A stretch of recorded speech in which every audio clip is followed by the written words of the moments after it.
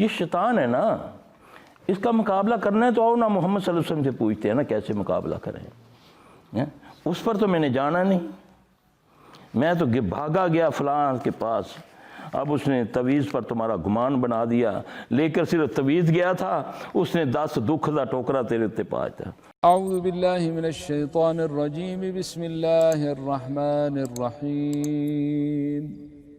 وَإِن يَمْسَسْكَ اللَّهُ بِضُرٍّ فَلَا كَاشِفَ لَهُ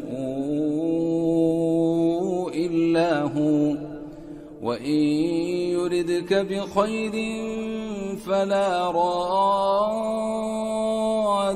لِفَضْلِهِ يُصِيبُ بِهِ مَن يَشَاءُ مِنْ عِبَادِهِ وَهُوَ الْغَفُورُ الرَّحِيمُ۔ تیری مامی نے بھی غصہ بنا دیتا دشمن تے تیرے پھوپھی نے بھی۔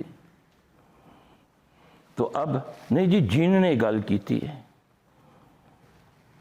بعض جن نہ حاضر ہو کر نہ کہتے ہیں نا نہیں سرکار ساڑھے سامنے گھر چ جن نے دسیا کہ فلاں کر دے، جاؤ جا کر دیکھو فلاں جگہ تمہیں تعویذ ملتا ہے کہ نہیں ملتا۔ میرے ایک دوست ہیں عالم ہیں بہت بڑے، انٹرنیشنل لیول کے، سعودی عرب میں ہوتے ہیں، ہمارے بیٹھے ہوئے اس کے گھر جادو اس پر بہت کرتے ہیں، انڈیا سے افغانستان سے، کیونکہ دین کا کام کرتا ہے تو دین کے کام کرنے والوں پر یہ کرتے ہیں۔ اس کا بیٹا قرآن کا حافظ بھی ہے، عالم بھی ہے، بڑا ہی پیارا بچہ ہے۔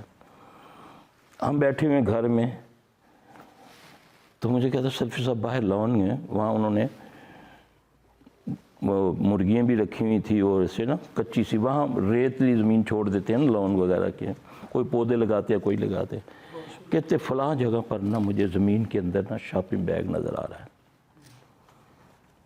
مجھے جاؤ لے کر آؤ۔ ساتھ باپ جاتا ہے، اب بیٹھا میرے پاس ہوا ہے، زمین میں مدفون ہے،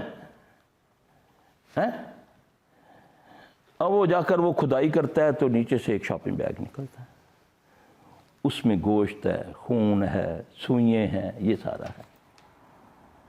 اب وہ علم غیب جانتا ہے، اب وہی شیطان کیونکہ اس پر بہت زیادہ ہیوی ہے، کیونکہ بچہ بیٹھا ہوتا ہے تو اس کو ایک دم ایسے لگتا ہے جیسے کسی نے سیدھا خنجر مارا ہے، اس کی ٹانگ میں، اس کی ران میں زخم ہو جاتا ہے، ادھر ہی بیٹھے بیٹھے۔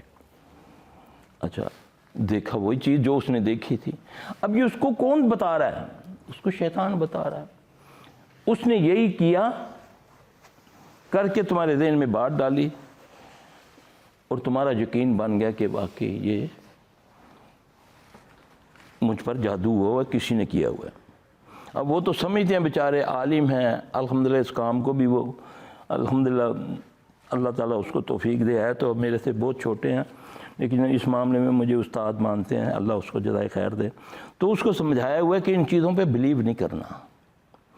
ایک اتنا بڑا عالم پاکستان سے گیا ہوا اس کے گھر میں بیٹھا ہوا، نام نہیں لیتا، وہ اس کو مذاق سمجھ رہا ہے، وہ کہنا نہیں ہے یار یہ پڑھن تو نسدا ہی، حالانکہ اس کو جنون ہے پڑھائی کا۔ آپ اس کی، میں نے اس کو بچپن کی اس کی تقریر، آپ نیٹ پہ جا کر نا، میں نام نہیں بتانا چاہتا، اس بچے کی تقریریں عربی سن لیں آپ حیران رہ جائیں، اتنا اس کو جنون ہے۔ تو وہ مولوی صاحب کہتے ہیں دیکھیں میں آپ کو ایک بات بتاؤں، جس بندے کو جس بارے میں نہیں علم نہ، چاہے وہ کتنا بڑا مفتی عالم بن جائے، اس کو چاہیے اس پر کلام نہ کرے۔ اس پر نبی صلی اللہ علیہ وسلم بہت ناراض ہوئے ہیں۔ کل بھی میں نے ایک حدیث بیان کی تھی کہ رسول اللہ صلی اللہ علیہ وسلم کے دور میں کچھ صحابہ تھے، سفر پہ تھے، ایک صحابی کو پتھر لگنے سے سر اس کا پھٹ گیا۔ یہ بڑی عبرتناک بات ہے، خاص کر ان علماء مفتیوں سے، کہ جو جس فیلڈ کے بارے میں نہیں جانتے، اللہ کا واسطہ اس پر کلام نہ کیا کرے۔ اس سے بہت سارے لوگوں کی زندگیاں تمہاری اس نہ سمجھی کی وجہ سے برباد ہو جاتی ہیں۔ لوگ آتے ہیں، ان کے مولویوں کے گھروں کی بچیوں کے بیویوں کے فون آتے ہیں کہ سلفی صاحب ہمارے ساتھ یہ کچھ ہوتا ہے، ہم کپڑے پہن کے سوتی ہیں، صبح اٹھتی ہیں نہ شلوار ہوتی ہے نہ قمیض، بند کمرہ ہوتا ہے، لیکن بابا نہیں آنے دیتے۔ بابا کہتے نہیں وہم ہے تہاڈا، لا کے کتے بھول گئے ہو، یہ ہمارے ساتھ ہوتا ہے، یہ ہوتا ہے، یہ ہوتا ہے۔ گمانڈ اچھا بھی نہیں ہے، لا علمی جہالت ہے۔ ایک بات یاد رکھنا، اور جہالت جو ہے یہ بہت بڑی بیماری ہے. جس فیلڈ کا مجھے علم نہیں ہے میں اس پر کیوں کلام کرتا ہوں, اس پر قلم کیوں اٹھاتا ہوں. اب وہ صحابی کا سر پتھر سے پھٹتا ہے, تھوڑی دیر بعد وہ سوتا ہے تو اس کو احتلام ہو جاتا ہے. اب صحرا ہے, اب صحابی رسول, ہم تو نعوذ باللہ سر میں درد ہو تو نمازوں کو لیے بڑے وہ ڈھونڈ لیتے ہیں بہانے. اب اس نے بولا بھائی میں نے نماز پڑھنی ہے, جنبی ہوں, کیا کروں, چوٹ لگی ہوئی ہے, پانی سے کہیں مجھے نقصان نہ ہو. اب کچھ صحابی بیچارے جن کو نہیں پتا, انہوں نے بولا نہیں پانی میسر نہ ہو تو آپ صلی اللہ علیہ وسلم نے فرمایا کہ تیمم کر لیا کرو. تو پانی مشکیزیں ہیں نا ہمارے پاس, تو تم غسل کرو.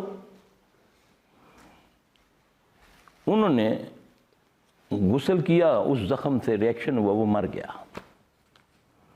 اب یہ بات اللہ کے نبی صلی اللہ علیہ وسلم کو پتہ چلتی ہے. آپ صلی اللہ علیہ وسلم نے فرمایا بھائی کو قتل کرتے ہو, قتل کیا تم نے, تمہیں موت آئے. یہ لفظ ہے حدیث کے, سنن ابو داؤد کے اندر آئی ہے حدیث, صحیح حدیث ہے یہ. آپ نے ان کو کہا تمہیں موت آئے, مار دیا بھائی کو, پٹی کر دیتے ہیں, وہ اوپر مسا کر لیتا پٹی پر, وہ پاک ہو جاتا. اب لا علمی میں اس فیلڈ کو جانتا ہی نہیں ہوں, میں نے لاکھوں نہیں کروڑوں گھر برباد کیے ہوئے ہیں. نہیں کچھ نہیں ہوتا, کوئی جن شن نہیں ہوتے, ڈام لانیاں کڑیاں, استغفر اللہ, آج بیاہ کر دیو ٹھیک ہو جنگیاں. انا للہ و انا الیہ راجعون, انا للہ و انا الیہ راجعون. تجھے پتہ نہیں تو کیسے ہی لوگوں کو, وہ بیچارے عقیدت کے مارے ہوئے, وہ کہتے نہیں جی ایڈے بڑے مولوی نے گل کہی ہے. ہاں جی, تو ہو سکتا ہے. وہ توکل تم اس وقت کرو جب تم اونٹ باندھو. جب اونٹ بھی نہیں باندھو گے, کہو گے اللہ کے سپرد میں نے کیا, تو اللہ کی یہ نہیں ہے سنت. پہلے اونٹ باندھو پھر توکل کرو. تو یہاں پر بھی اللہ یہ فرماتے ہیں نا, جو توکل کرتے ہیں, اللہ پر ایمان لاتے ہیں اور توکل کرتے ہیں, اس کا زور ان پر نہیں چلتا. اس کا زور تو ان پر چلتا ہے جو اس کو دوست مانتے ہیں. اس کو دوست ماننے کے کئی طریقے ہیں. میں تہجد بھی پڑھوں, نمازیں, صدقہ خیرات بھی کروں, پھر اس کے بعد جب کہیں مفاد کی معاملہ آئے, کہیں برادری کا معاملہ آئے, کوئی شادی بیاہ کا معاملہ آئے, اس میں برادری کو لے آتا ہوں. اللہ کے بعد اللہ کی بات بیان کی جاتی ہے تو وہ کہتے ہیں سلفی صاحب ان خوشی کا موقع ہے یار, اور یار اللہ کا واسطہ ایک کوئی پترے ہو یار, تو جا گھر تین چول بھیج داں گے, تو گھر چلا جا, رکھنا نہ پا ہوں, وہ منڈیا نے کرنا شغل, تو یار بیٹھا ہے. یہ میرے ساتھ ہوا ہے, کئی بار ہوا ہے کہ ہم نے یہاں اب کنجریاں نچانی ہیں, تو اتنے بہنا ہڈیے چکوا بھی چڈی بن کے بیٹھا ہے. تو کہنے والا بڑا دیندار, میں کہنا دین ڈلے ہی جانا ہے مولوی, اس دا اللہ اکبر.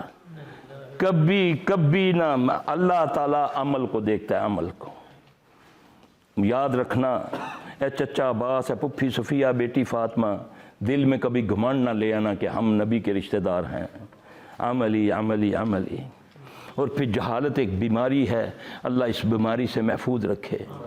ایک ہے شیطان ہے, اس کا بارے میں اللہ نے فرمایا کہ میں نے اس کو طاقت دے دی ہے قیامت تک کے لیے, اس کو میں نے قوت دی ہے, یہ تمہارے خون کے اندر چلا جاتا ہے, وہ اس طرح گردش کرتا ہے جیسے تمہارے جسم پر تمہارا خون گردش کرتا ہے.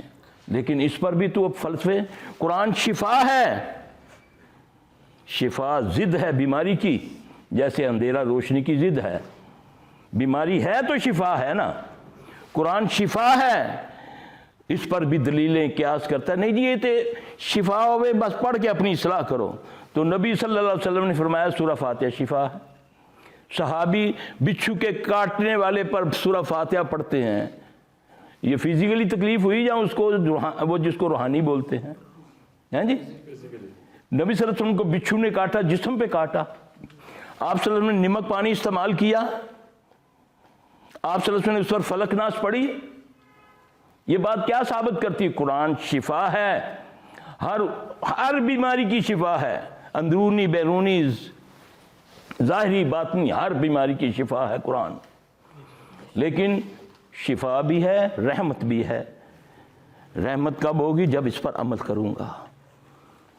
یہی قرآن ظالم ولا یزید الظالمین الا خسارہ، اس سے خسارے میں کون ہے؟ قرآن کے خسارے میں کون ہے؟ جو ظالم ہے۔